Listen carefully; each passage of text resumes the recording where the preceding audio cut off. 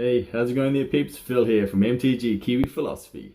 Hope you're all having a happy New Year's, and I hope you're all excited about the Rivals of Exelon being released this weekend. Alright, well, I hope you enjoy this video, and I'll catch you on the flip side. Peace. High society and dark opportunity. Well, let's kick this off anyway. I don't have a specific structure that I build this deck around. It is semi-part of a Etherborn deck, but it's not entirely based upon that. So don't expect a structured combination of cards, but yet a mishmash of things that seem to work together to buff, protect, and destroy. So I'm going to start with my first creature, and that is 4 copies of Gifted Etherborn. Now, Gifted Etherborn for me is a perfect card, apart from the fact it's a double black. Double black does sometimes make it a little bit hard to curve into the black mana if you don't get what you need in your starting hand and you don't top deck those swamps you're looking for. However, a 2/3 for 2 with Death Touch Lifelink is pretty damn good.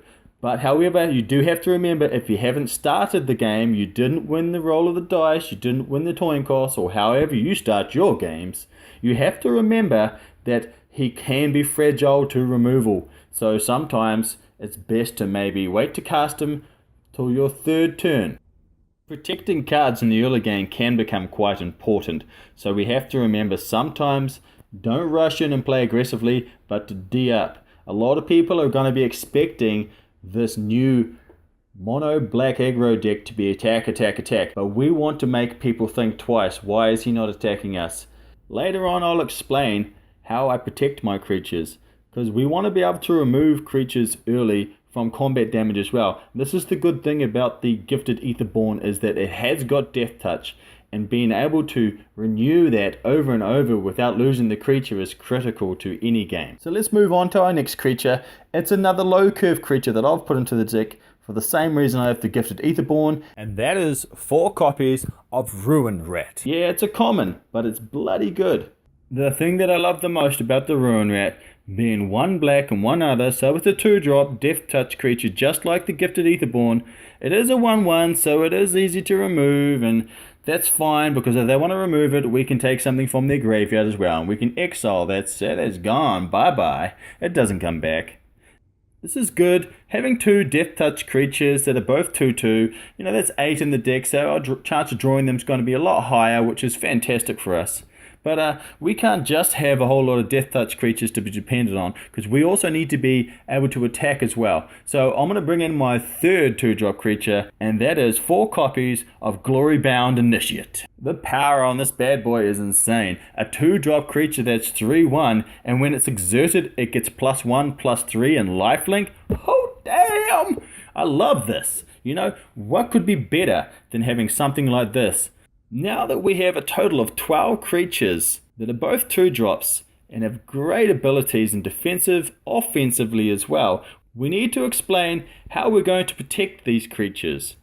Because protecting the creatures is a key part to stabilizing the board and making sure that we always have a presence there. So as long as we get the mana flowing in, and we always have this, the deck will flow nicely. And to protect these creatures, to make sure we have a board state there, I've got 4 copies of Rush of Vitality.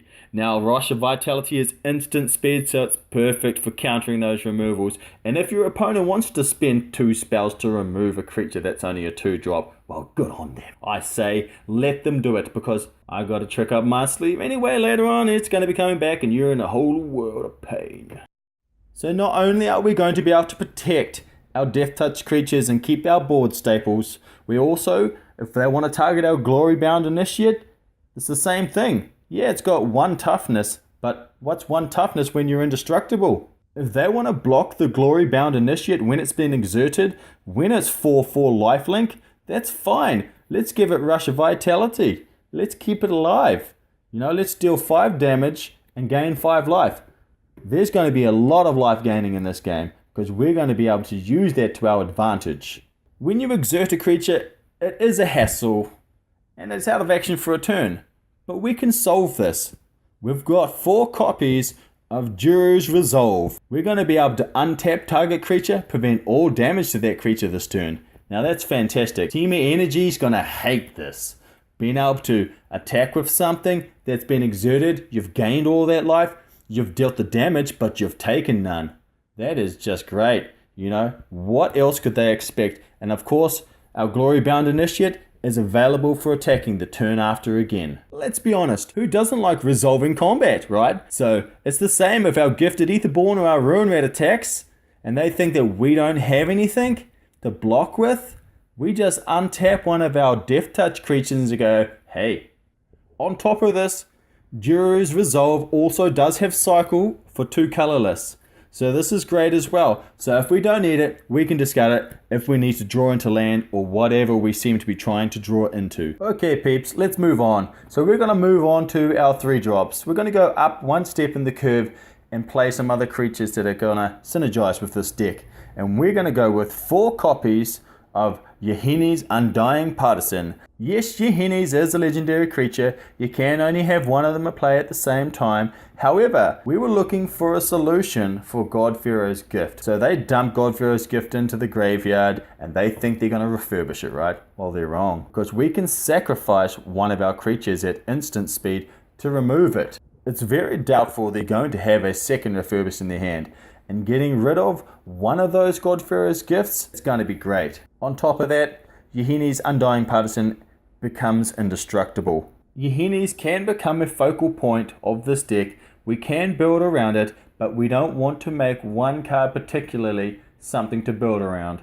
We want to use this deck as a whole and use the broad spectrum of cards, abilities, combos, if you will, to work out how we're going to get to that final victory.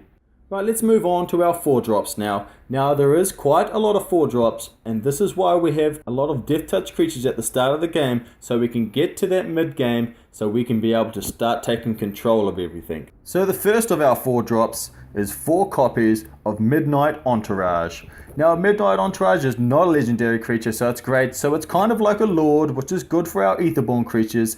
We do have 12 Aetherborn creatures in this deck. We've got the Gifted Aetherborn, we've got Yahini's, and we've got the Midnight Entourage. Now the other good thing about Midnight Entourage is that when we have another Aetherborn creature die, we can draw a card and lose a life. This is fantastic. So this is going to counterbalance our deck a little bit, so we're losing that life that we're gaining with our lifelink. So this is why we have so much lifelink in the deck, and we're going to be able to draw, because you know drawing is really important in Magic. We need to be able to keep up and we need to be able to keep ahead.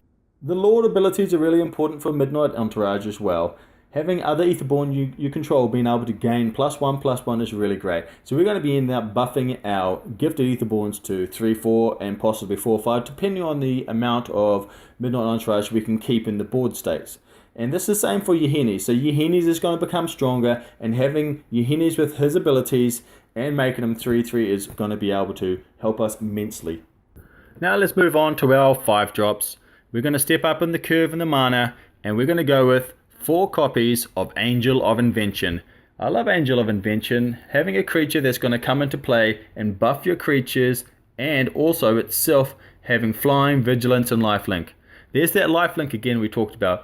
Being able to gain life is very important in Magic. People take your life, you want to get it back, you got to do it somehow.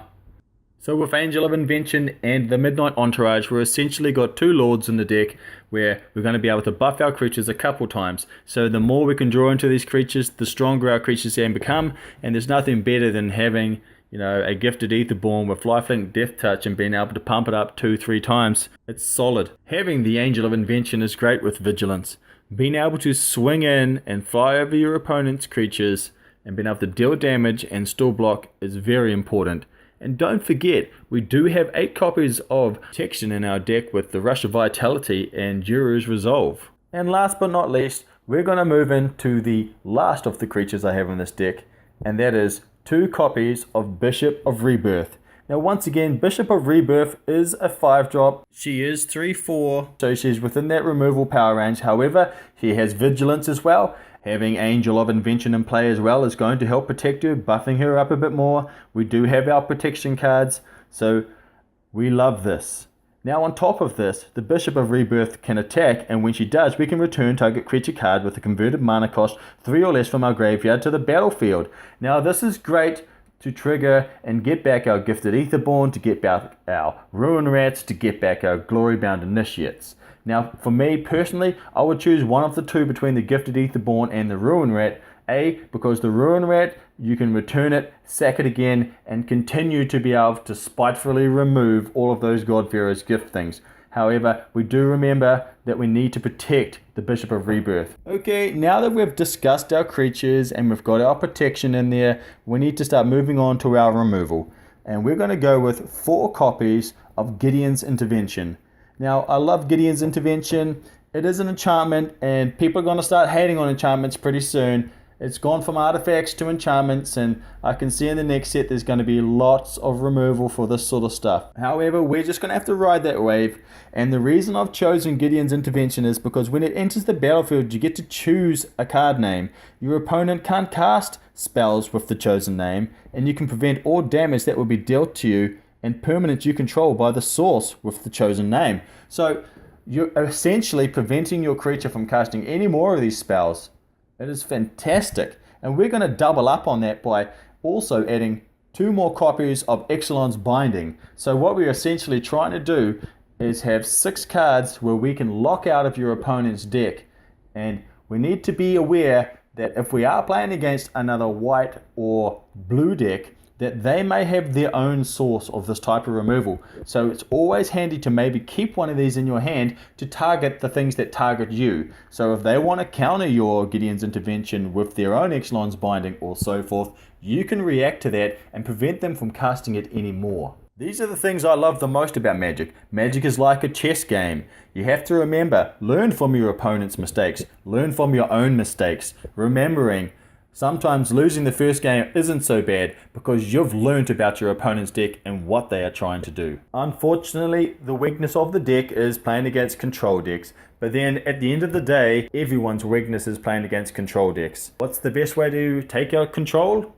Take control yourself. But we're not going to step into the realms of simplicity. We're going to be a little bit more fun and try and stay a little bit tribal and try and build on our little wall of creatures and start swinging in. So that's pretty much it anyway. I've kept it reasonably simple. I wanted to make a simple deck tech this time. So let's move on to our lands, and we're going to be going with 10 copies of Plains, 10 Swamps, and we're going to have 4 copies of Concealed Courtyard to make sure we've got a decent even mana spread. So we've got that little bit of extra land in there, just 4 more.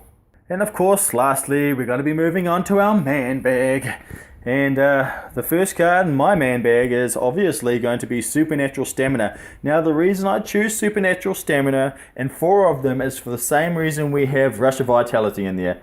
And it can trigger Yahinis because we can sacrifice one of our own creatures to Yahinis and be able to keep it alive, because it's going to die and it's going to come back into play tapped. Also, the bonus Supernatural Stamina is that if we do sacrifice an Etherborn, we do get to draw another card and lose that life with it. It's your choice to choose whether you want to take out the Rush of Vitality or Juru's Resolve, but you do have to remember the Resolve does work with the Glory-Bound Initiate, and it does help when you want to defend and surprise your opponents.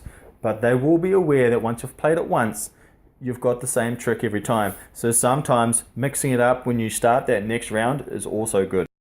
Our next card in the sideboard, we're going to go with 4 copies of Vengeful Rebel. Now Vengeful Rebel is only a 3-drop, and it is 1 black and 2 others for a 3/2 that has Revolt. And whenever Vengeful Rebel enters the battlefield, target creature an opponent controls gets -3/-3. Now I would probably take out Midnight Entourage. You do lose your Lord ability, so you're losing those +1s, but however, you are gaining a removal form, and as long as you've got the Supernatural Stamina in your deck as well, you can sacrifice one of your creatures to your Hennies, and then you can drop it in and sack one of their creatures for -3. However, if you can manage to take something else out and keep Vengeful Rebel in there, you've got your Lords in there, and then we've got a buff for our Vengeful Rebel, making it 4/3, and potentially making it 5/4 with our Angel of Invention as well. Alright, moving on to our next one in our sideboard, and that's 4 copies of Fatal Push. Now once again, Fatal Push is in there for its revolt reasons, so we know that we can destroy a creature that has a converted mana cost of 2 or less, or when it revolts we can destroy a creature that has a converted mana cost of 4 or less.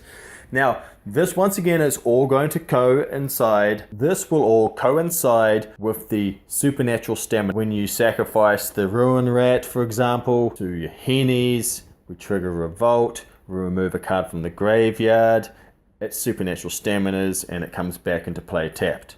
So we all win. So we already have a kind of way to stomp out the God-Pharaoh's Gift deck, but we need to have something in our sideboard to remove the team energy and put an evil playing field down. I mean, an even playing field down. And that is 2 more copies of Exelon's Binding. Now we know we want to put this in there just to help out with those pesky cards and those pesky creatures and those pesky Teamer energy players. But yes, more permanent removal. Target, execute, remove. And there's only one more space left in our slot of 15, and we're going to go with 1 copy of Consulate Crackdown. Now I like Consulate Crackdown. It's going to help us get rid of both Teamer and also God-Pharaoh's Gift. So if we're already in the throes of being attacked by a mob of Thopters, then hey, let's get rid of those pesky guys. And if we're trying to get rid of the likes of the God-Pharaoh's Gift that's in play, that we couldn't prevent coming into play, it's gone. And that pretty much sums it up for me here at MTG Kiwi Philosophy. I'd like to thank you all for checking out the show I've put on, and I hope you hit the like button and you share it, and I hope you subscribe. Plenty more good stuff to come from me. I'm planning on sticking to another Magic the Gathering music video that's become quite popular, and I'm going to base this around the Exelon plane, and it's going to be a tribal video. But I'm also going to throw my version of my pirate deck your way as well, which is Grixis. So go Grixis! Hope you enjoyed the video. Catch you on the flip side. Ciao!